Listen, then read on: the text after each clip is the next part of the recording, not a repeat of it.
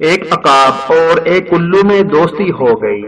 عقاب بولا، بھائی الو، اب تمہارے بچوں کو کبھی نہیں کھاؤں گا، مگر یہ تو بتاؤ کہ ان کی پہچان کیا ہے، کہیں ایسا نہ ہو کہ کسی دوسرے پرندوں کے بچوں کے دھوکے میں ہی نہ کھا جاؤں۔ الو نے جواب دیا، بھلا یہ بھی کوئی مشکل بات ہے، میرے بچے سب پرندوں کے بچوں سے زیادہ خوبصورت ہیں، ان کے چمکیلے پر دیکھ کر تم ایک ہی نظر میں پہچان جاؤ گے۔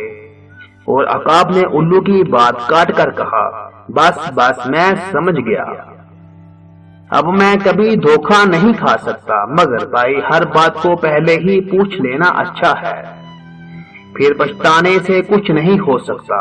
اچھا پھر ملیں گے، اللہ حافظ، یہ کہہ کر عقاب اڑ گیا۔ دوسرے دن عقاب شکار کی تلاش میں ادھر ادھر اڑ رہا تھا کہ اسے ایک اونچے درخت کی شاخ پر کسی پرندے کا گھونسلہ نظر آیا۔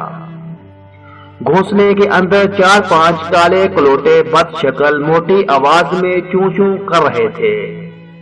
عقاب نے سوچا، یہ بچے میرے دوست الو کے ہرگز نہیں ہو سکتے، کیونکہ نہ تو یہ خوبصورت ہے اور نہ ہی ان کی آواز میٹھی اور سریلی ہے۔ یہ سوچ کر عقاب نے ان بچوں کو کھانا شروع کر دیا۔ وہ سب بچوں کو کھا چکا تو الو اڑتا ہوا آیا اور شور مچا کر کہنے لگا، ارے تم نے یہ کیا کیا، یہ تو میرے بچے تھے۔ عقاب گھبرا کر اڑ گیا۔